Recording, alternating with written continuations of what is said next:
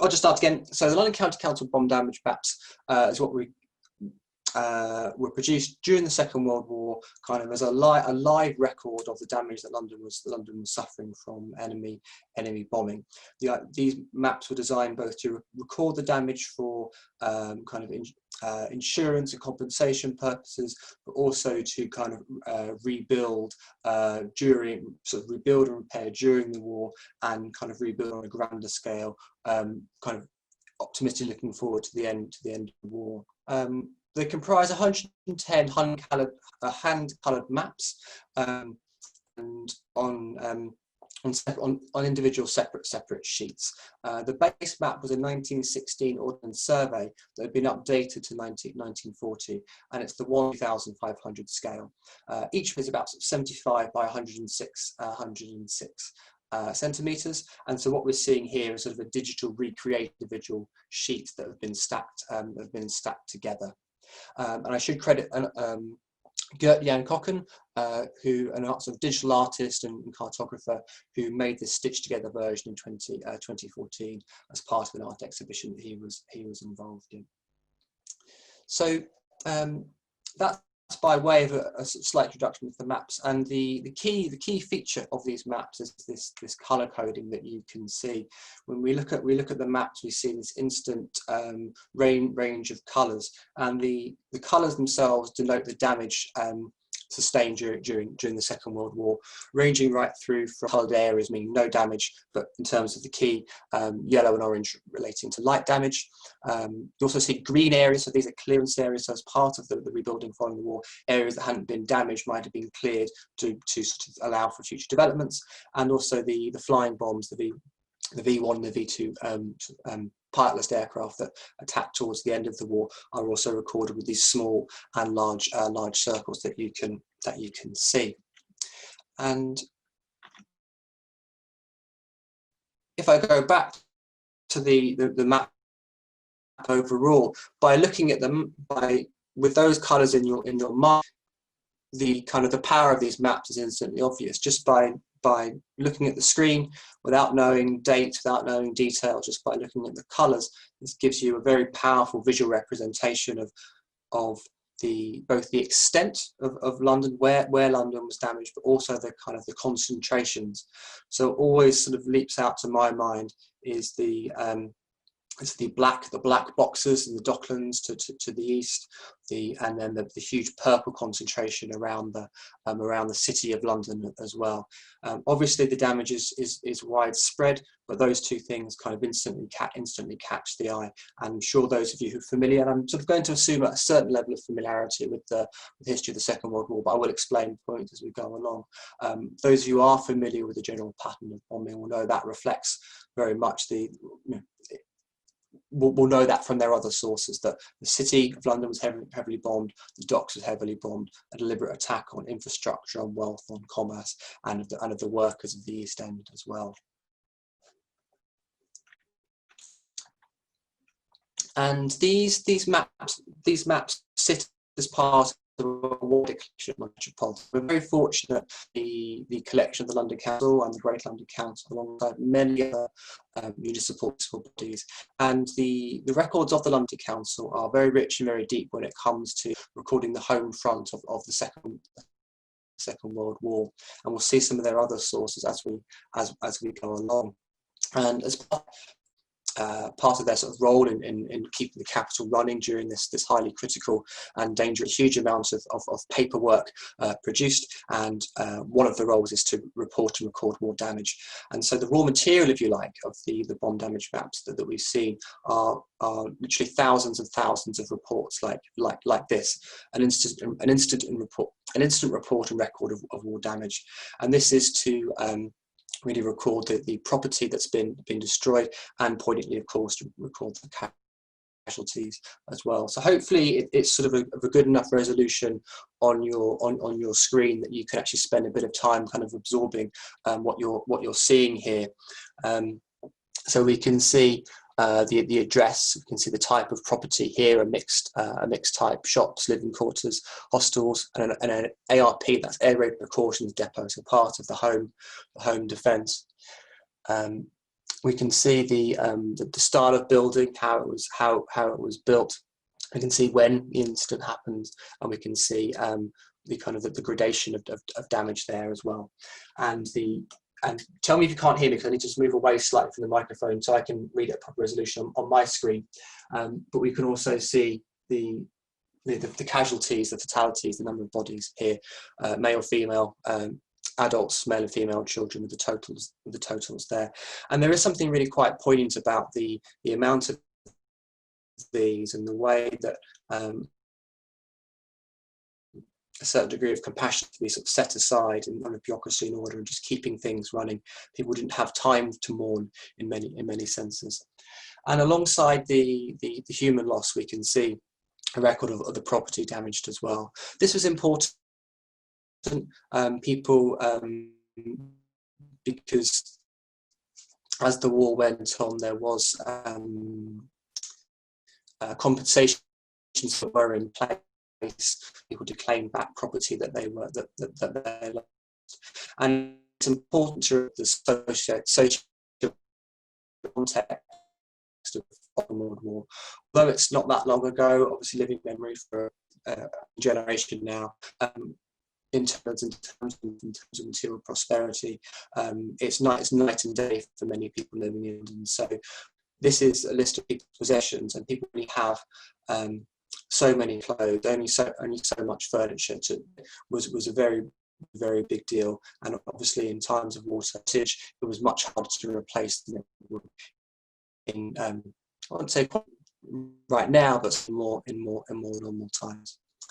And after the list of, you can see a sort of a summary of the work. And the people producing the reports would be a combination of surveyors and also kind of rescue workers, engineers, construction workers. I think County Council was capable in how it reorganised to face this new challenge. And it was very much a case of anyone who had a skill to bring air would be kind of reused and redeployed in the face of this onslaught. And so surveyors would normally quite a sort of uneventful job, building, construction, overseeing building regulations, actually on the home front. Because of their knowledge of building, their structure, they were called in to advise on how long a rescue party could be in a building, how it was something was expertise was reused. And it was also reused in the surveying of the damage, and the councils would produce sort of intermittent, such as this one that we can see on the left-hand side of the screen. And this, if I've lined my documents up right, yes, this is a map version of what we've just seen. And then you can see how the map on the left of my screen, the map on my screen, then gets turned to into the map that we're more familiar with. So the coloured areas on that map are just marked with a scale, and the colours then transferred. I think these two side by side also give a sense of how the damage are proportion. It's much harder to pass the map on the left, the one that we can see. And what you will kind of note well is you kind of get to the sense how the sort of physics of explosion. So on Broad Street, we can see the black area, so that is most likely. This is bonnets, the point of impact, and we can see like a spreading out of that explosion as it goes along, with a few others, with the dark colours in the middle, and it going along like that. You get that sense.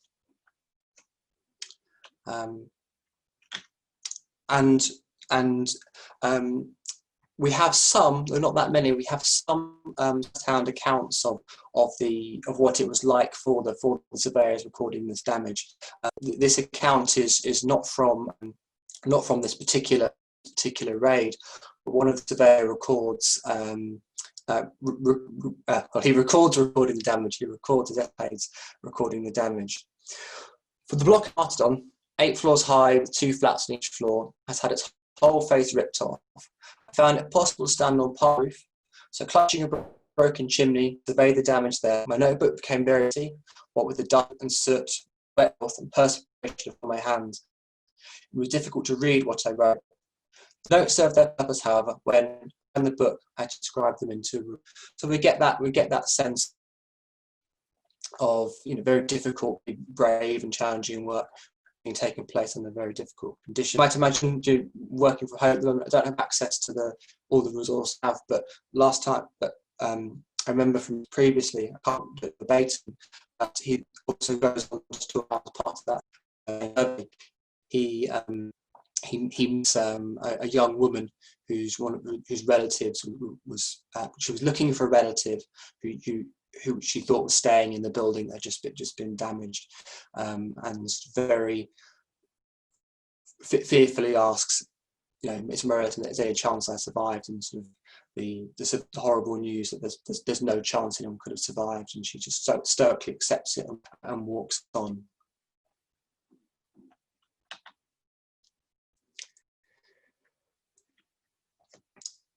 So as I said, actually, sorry to keep on flipping through the screens. As I sort of said in the introduction, the bomb damage maps tell this sort of whole story of London, the sense of how much of the capital was in war. But we can also highlight in on particular incidents and those particular moments within that wider.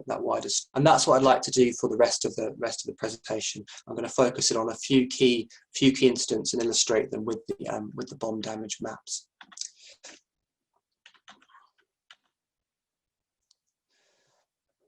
So although London had been bombed on a few occasions, the Blitz proper started on 7th September 1940, and I should say you do hear the Blitz used in different ways. So for some, Blitz refers to a very specific moment that started on September 1940, going to May of next year. This continuous early bombing of London by piloted aircraft, and sort of night after night. And that use of the term Blitz would include the attacks on other cities that happened at the same time. And other people tend to use the Blitz as a more general term for the bombing of London in the Second World War. I tend to fall into the more into the second camp, but I do occasionally switch around. I'm inconsistent, so just bear that in mind. I hope that's not too jarring.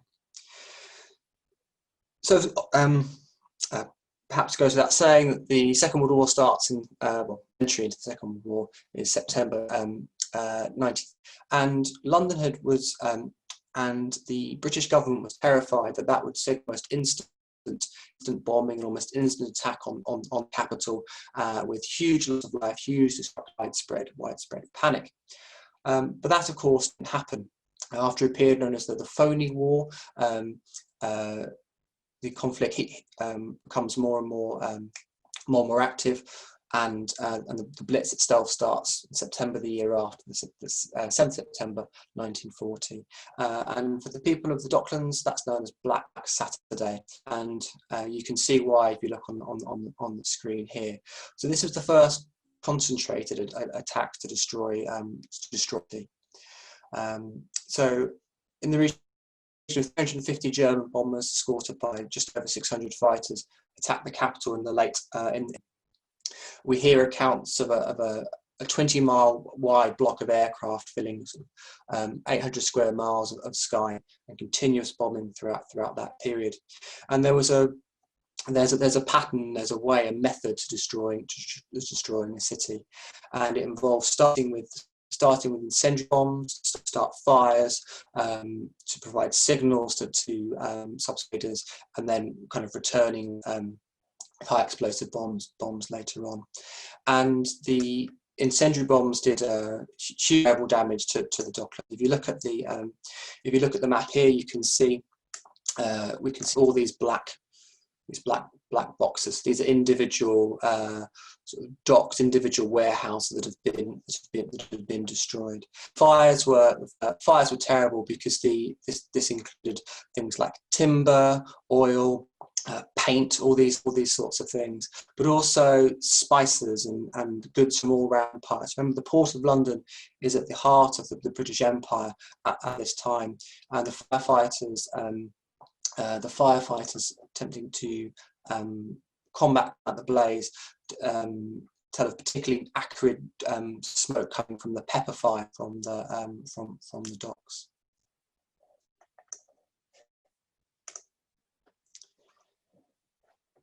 As well as the damage reports that we saw at the beginning, situation reports were also by the county council, and this is again fairly reading. I'll give you a bit of time to peruse it yourself.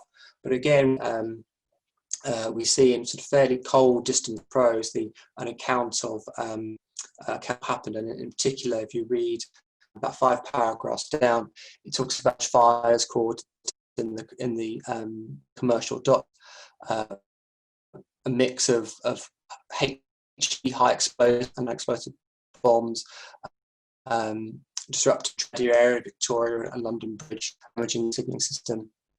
And we can see the kind of the toll it's taking on the firefighters. So this is 6 o'clock in the morning on the Sunday. The attack's been going since the afternoon, and we hear fighters still fighting. Firefighters still fighting the blaze, and assistance coming from as far as Birmingham. So again, this idea that we can use the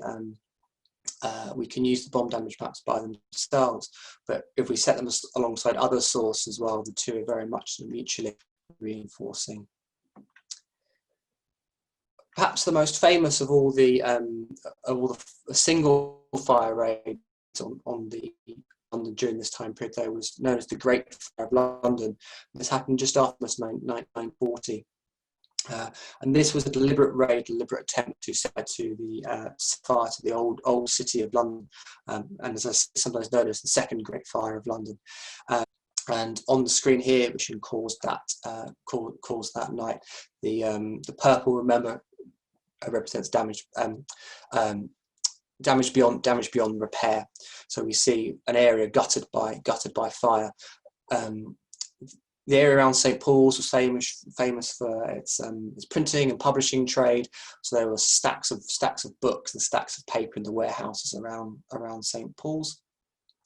And because it was around Christmas, there wasn't the same amount of staff and supervision to help kind of fight to help spot and combat the fires. But we can see, thankfully and mercifully, St Paul's Cathedral did survive the blaze. That was due to very concerted effort among the firefighters' previous preparation and a deliberate sacrifice of the rest of London in order to save St Paul's. Because firefighting conditions were particularly difficult that night. The Thames was at a low ebb, so there was a shortage of water to fight the fires.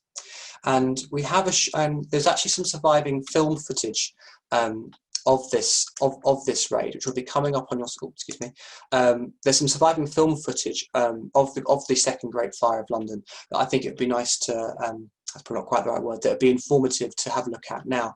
So what I'm going to suggest that we do is, rather than me show it on sharing my screen, which I think could cause all manner of problems with lag and latency and general confusion, I'm going to put the link in the chat. This clip is only 30 seconds long, although we will be looking at another clip a bit later that's a bit longer. This clip is only 30 seconds long, so I'm going to paste this link into the chat, and then if you want to have a quick view of it on YouTube, and we'll just meet back in a minute or two, because I think it's very evocative of the time period. So I'll just do that for you now.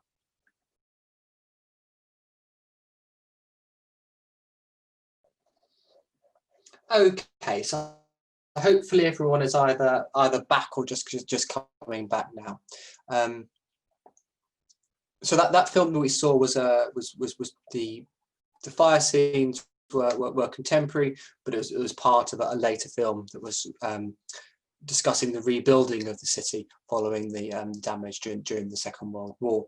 And as I was sort of arranging that, I've seen those messages about poor quality sound. Hope that's now resolved itself. Now the camera has been turned off. But of course, if there's anything that wasn't clear that you missed, do please put it in the Q&A, and we'll get that answered for you. So you've not missed out because of the intermittent problems with the sound.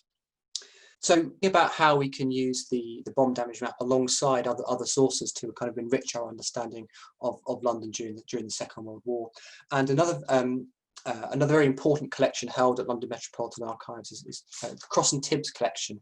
Were police officers, they were part of the City of London, police constables, part of the City of London police, and they basically took cameras with them as part of their duties. And produces this incredibly detailed and rich record of the damage suffered in the square mile in the city. And the collection is available online to use. So the way to access the vast majority of the images we hold at London Metropolitan Archives is a service called Collage, the London Picture Archive.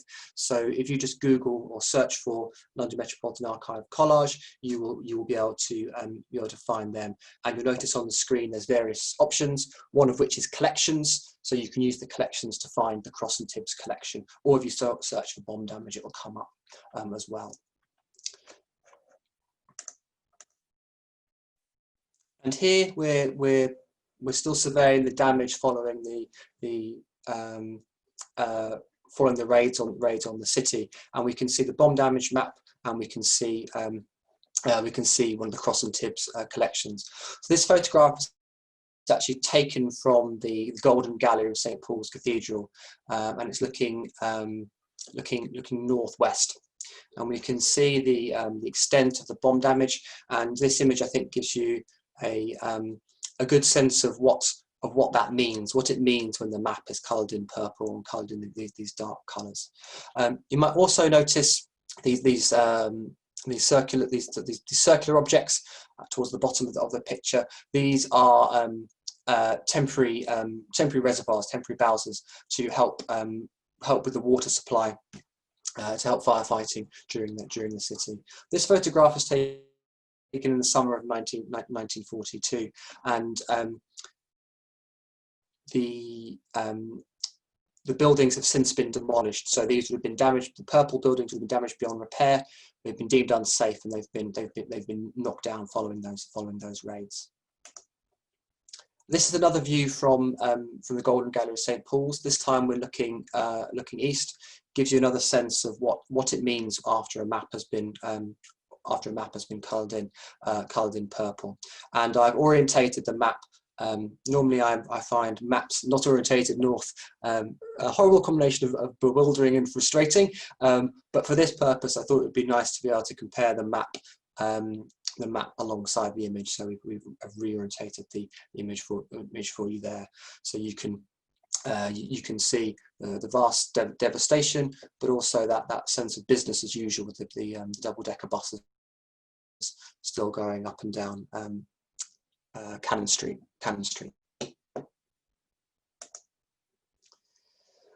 So although St Paul's Cathedral was saved from destruction due to brave and skillful work and of the civil defence forces, many other city and London monuments were of course destroyed. And this is the Guildhall on the left hand side, and the Chamberlain's office and committee rooms on the right. And I read once, and it's one of those things those frustrating things that happen sometimes. You read something in a history book years later, you come to sort of need to remember where you read it and want to verify it, and you can't remember what it is. So I've read, but not able to kind of give authority on it, that actually at one point during the Great Fire, the Second Great Fire, the firefighter had to effectively call Churchill and say that the fire commander on the ground, Guildhall or St Paul's, and he said St St. Paul's. So that's something I've read. It may be apocryphal, it may have something that's grown in the tail, but it does give you a sense of the hard choices that need to be made. And if other people have heard that either confirmed or could disprove that for me, I'd be all ears during the question and answer session as well. Some of those unresolved loose ends in floats around my research head. Another very famous incident during the City of London was the bombing of banks, bank underground stations. So the tube, for the most part, was despite initial reservations and opposition from the powers that be, the tube became an effective and somewhat hospitable shelter during the Second World War for those who couldn't otherwise shelter. One of the big sort of class tensions during this period was how those with more money, those who were wealthy, could afford to shelter in hotels. Those with houses could have islands and shelters in their garden, but those who living closer or below the breadline were forced to make do with unsafe public shelters or no shelters at all. So many sort of took matters in their own hands and started sheltering in the tubes. For the most part, there was a successful and sound strategy, but there were, of course, several tragic incidents. One of which, recorded by Cross and Tibbs, was a bomb that fell on Bank Station on the booking hall. We can see the bomb hit the road outside the Bank of England, and it's collapsed, with 57 casualties and 70 fatalities and 70 persons injured, very vividly captured here. And what this photograph also does, it gives you a sense of what the rescuing process looks like. The heavy rescue teams, as they were known, are coming in, trying to bring people from the rubble, trying to repair. And this next photograph, which may take a minute to appear on the screen with the latency, gives you a sense of actually how quickly the infrastructure could something like recover. So this is the February the 3rd. The bombing was January, and we have a bridge allowing this bus to go along. Very important. This is, of course, one of the most busy road junctions in the city, and the Royal Engineers here have built a temporary bridge only not even a month later following the bombing. So bombing by aeroplane, by piloted craft, was very much concentrated at the start of the war. So following the Battle of France, so following the fall of France, evacuation of Dunkirk, there's a brief period, known as the Battle of Britain, where there's an attempt the preparations to invade Britain are made. The Luftwaffe is defeated, an invasion is deemed impossible, and from basically that winter till the next campaigning season in the spring, London and other British cities are heavily bombed. But then after that, the front lines move to the Eastern Front, and the Luftwaffe is, for the most part, required to support the invasion of Russia and the very furious and horrible fighting that took place on the Eastern Front. But there were intermittent raids, the Baedeker raids and the Baby Blitz in the intervening period. But the second concentrated period of damage and danger and devastation is the period 44-45, and this time it was from the V weapons, the V1 and the V2. So the V1s were the in contemporary terms, cruise missiles. So these are powered rockets. There's an engine that takes them from a launch site, takes them to their target. Untargeted, but still very, very, very damaging, very, very devastating. And then these were followed by the V2s. These are the ballistic missiles that go into space or up into the high atmosphere and then come down. And these two are recorded on the bomb damage maps. A large circle denotes a V1 and a small circle denoting a V2. And here we can see one of the first V1 raids here, two large circles, next to each other. One of the most famous and in terms of its sort of symbolism and in terms of casualties, the most famous of the V1 raids was on Sunday 18th of June 1944, where by effectively by coincidence, because these rockets couldn't be effectively aimed, a V1 hit the guards' chapel of the Wellington Barracks. So if you know Buckingham Palace, or if you're not from London or the UK, you've seen the famous changing of the guard ceremony. The Wellington Barracks is the barracks where the guards assemble prior to their duty, their watch at Buckingham Palace, and retire to afterwards. And a V1 hit the guards' chapel during the middle of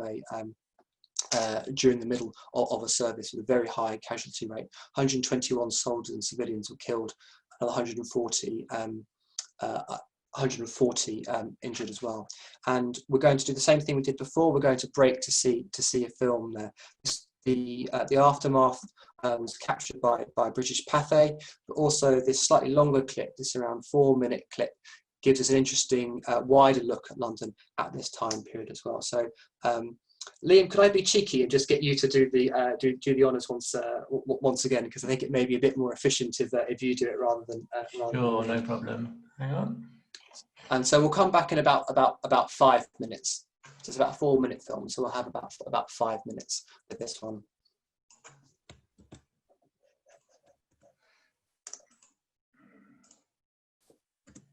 Okay, that should be in the chat for everyone now.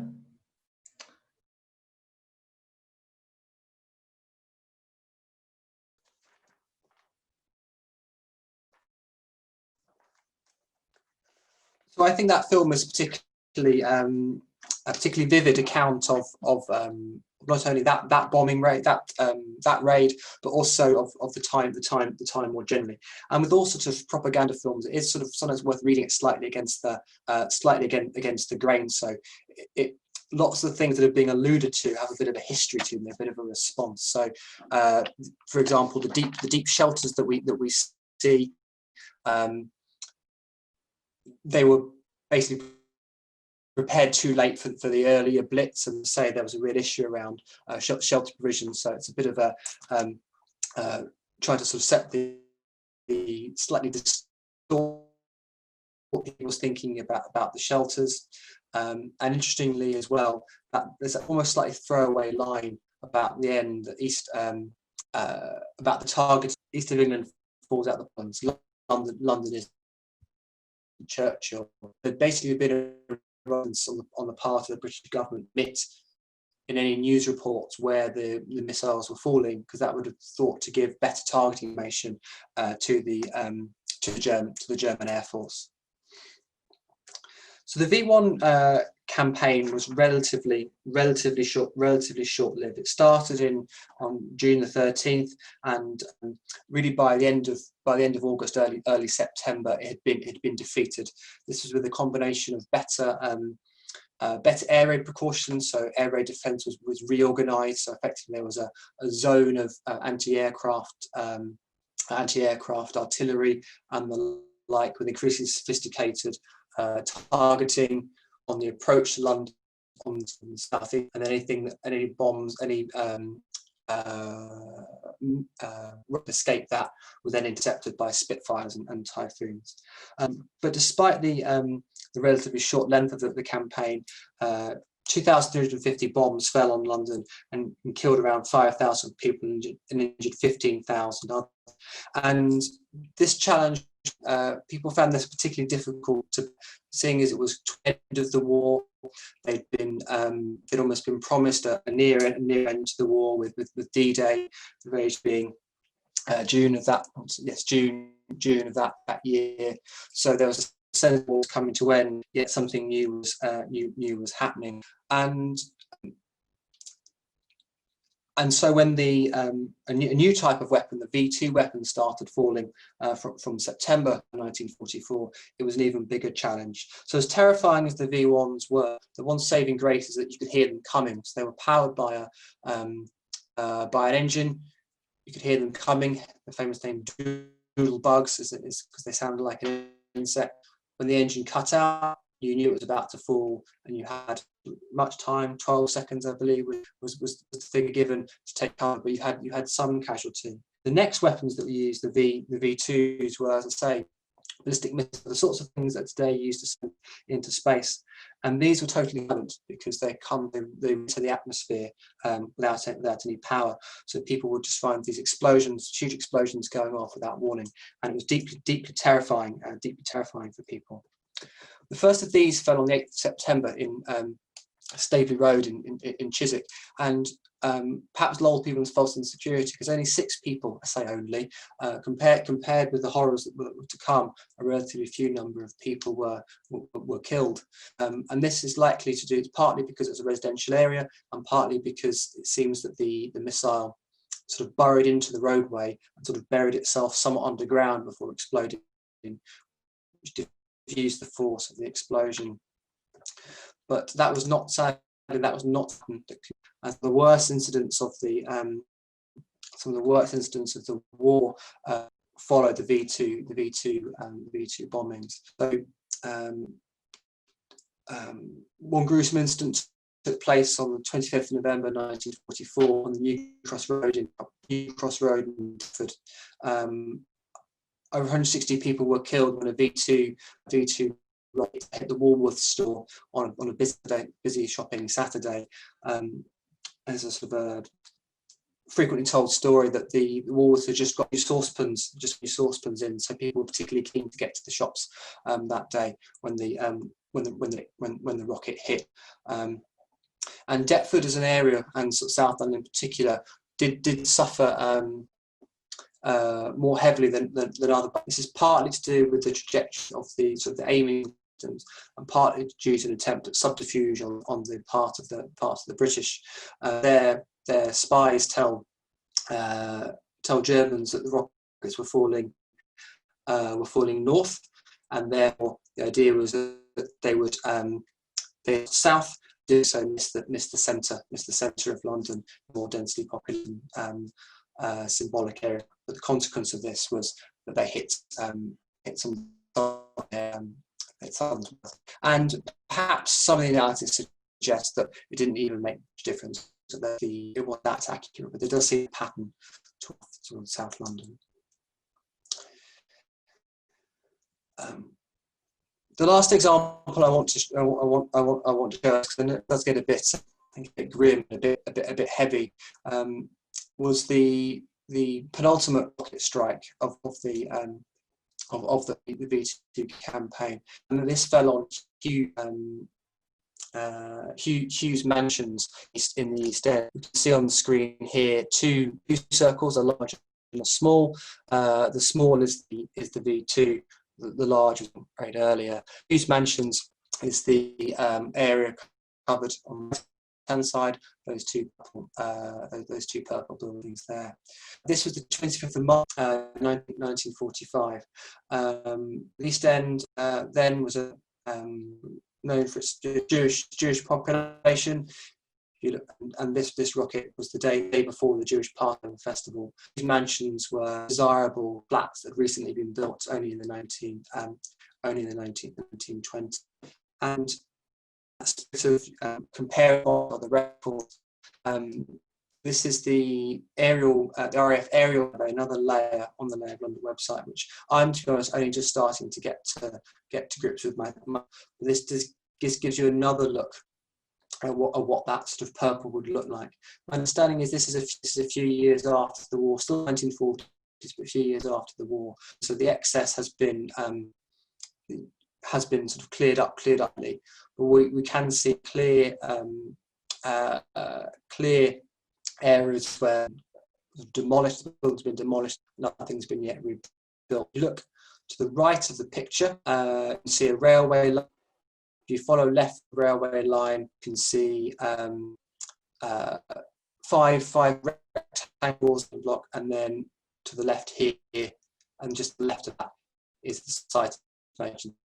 So if I go back, take a picture of that in your mind, the railway line, Blackwall building, mansions, and if I change it now, railway line, Blackwall buildings, and we can see Hughes next base where Hughes mansions were. It's interesting if we another comparison, so just a minute to settle, to orientate your eye. We go forward to now, again, using layers of London, we get a sense of how the air has changed once again. So the resolution on our satellite map isn't amazing, but we can see, you can just about make out, if you follow that same thing, use the black wall buildings and go to the right, find Hughes mansions. They've not been totally rebuilt. And there's actually it's Carp and Child's Playground, the spot where the rocket fell. But if you compare, if I go back one more time, I hope this is jarring for you.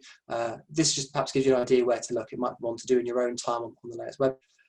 Notice how urban and built up this is. There are some trees, but there's very few green. Very green. This is a full densely populated area. And if we go to something like the Day, notice how much more green there is, how relatively more trees there are. Be vivid if I go back to the beginning, the first slide. If you look at the left-hand corner, northeast corner, the bomb damage map, this is how on Pewley Street we can see purple, we can see black, also green. So remember that green is clearance area, and that area that's been cleared is now green. It's now green fields again. So this is the Allen Fields and Spitalfields City Farm. So that gives you a sense of the kind of how London was rebuilt after the war.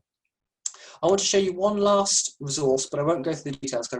Like last time, I've talked for a bit longer than I intended, so my apologies. One thing you can do. So I showed you Cross and Tibbs earlier on Collage. A feature that Collage has is a London picture map. So this will show you all pictures that LMA has in Archon to a given area, and you can do a similar thing. It's very much like Layers of London in that sense, although this isn't crowdsourced. This is all just closed to our collection. You can search for, say, Valence Road, and it gives you a sense of how things have changed. So this is the site. I think if I've done my research correctly, this is where the V1 fell, and then this is a school built on that site following the instructions. So it's interesting as well to use the bomb damage map to kind of chart the rebuilding of London as well. So I hope that was interesting. My apologies, I had issues with the sound earlier. I hope they're resolved. As I say, if anyone missed anything, feel free to put it in the Q&A. And I hope really these are the bomb damage maps and Collage are things that really just reward you kind of getting stuck in yourself. So do go along to Layers of London bomb damage maps along with Collage and just explore this particular part of London you're interested in. It can be endlessly fascinating, and we will leave it there. So over to you for any questions. So I've got 2 questions already. So I'll start to answer them, and then feel free to put more in as we go along, and we'll do it like that. So the first question is: the Surrey docks are covered in black boxes, but I saw very few in West India or East India docks. Why? I've noticed that myself. So I'm just going to bring the screen back to that very early slide, and let's see if we can deduce what's with that. Because my understanding, certain all of the docks in the area were on. So what we have here, the Surrey docks, the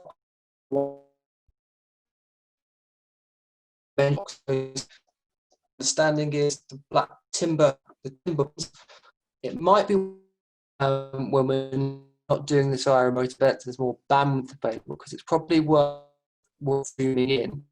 But if we just the bends to the West East India docks and this so just the now my read is that the damage looks somewhat similar in terms of it's just the shape of buildings makes less prominent on the map because I can see we can see the big purple L shape on the top basin.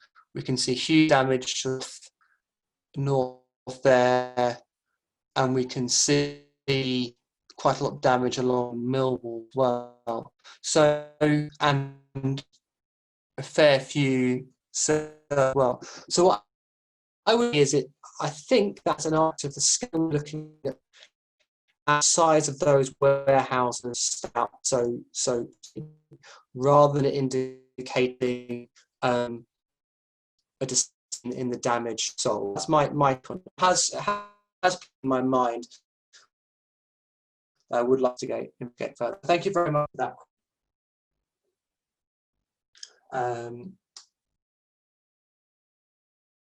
So the next question is it possible to search incident reports, i.e. to find and read a report? I'm a little, it's a little while since I've dug in, but my understanding is find a report for pretty much anywhere you want, but they're tricky to find because sort of chronologically rather than geographically. So it's not in I don't know, Adelaide Road into the catalogue and it coming. We certainly can find incident reports of pretty much every part of London. And I believe that one of my colleagues, one of the projects he has, the public and work from home, is actually working on an index to those reports. So they will be accessible at some point. Fairly soon, I hope. Certainly you can find them, but it's one of those things, sometimes you need to come armed with a bit more information. So if you can find the date of the raid from another source on the area, and easy to do now, there's such a fast period of history, you can usually find it through local histories and various other kind of projects. So you need to raid, and then you can do it there. They're not available digitally. It's one to do with back in business on site.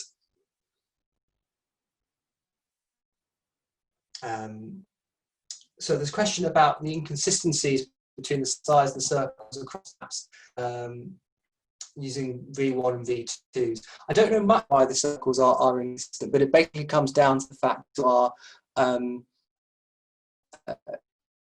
originally maps quite they don't line up and you can't quite tell. So I think that's an artifact of how they were kind of made and how they were used and done by hand. But it's a little surprising because obviously vector greater element of accuracy. So I don't have much more to add on that one.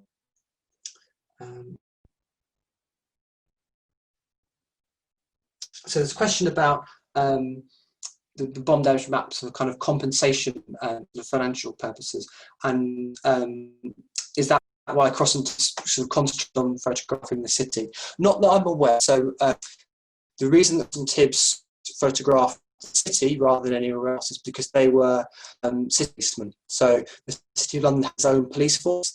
That was the police force that they were part of. So they concentrated their efforts on photographing the city. So that's the best visual record of bomb damage in our collection. But other archives, Imperial War Museum, other places as well, will have equally comprehensive collections of we just don't have it in our archives. And looks like the last question. So if you have any more questions, feel free to put in. Otherwise, excuse me. The question is: are there maps of bomb damage maps of other fate, telemetry, etc.? There are some, but my understanding is the ones that I've seen, they're not on anything like this scale. These are particularly fine specimens. I've seen maps for the City of London itself. I've seen maps for Middlesex County Council. I have seen other maps as well. They don't quite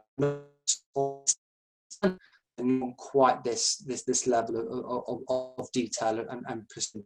And this is, I suppose, is reflecting the kind of the resources of the London Council. But it's always something I do mean to look into. I think there'd be something to be said for doing a comparative image maps talk at some point. So thank you for the question. I think that is all the questions. 5 questions. I think everything on. Thank you again for your time in this afternoon. These are one of my favourite resources, despite the seriousness of the content of Metropolitan Arts. It's a pleasure to introduce new people to them. I hope to see other with this programme of talk running at London Metropolitan Archives. Our next talk is a week on Tuesday, visual source of 20th century London. If you to search for London Metropolitan Archives on Eventbrite, you'll find details of that we're running. But otherwise, you see that. I think we might leave it there, Tom. The sound's going in and out a little bit, unfortunately. But thank you so much. That was a really fascinating talk. I especially like the way that you combine the images that Cross and Tibbs took on, that are on collage, with the actual maps that are on Layers of London. And it's really nice to see the combination of those two together. And likewise with the historic England layer that we have on Layers of London. I think it's really a great way to combine those two resources. So suffice to say, thank you, Tom, once again, and thank you to all the attendees that came today. We'll be running Layers of London webinars throughout the rest of July and August. So I hope you'll come back to visit some more. And yes, thank you very much, Tom. See you next time. Thank you, Adam.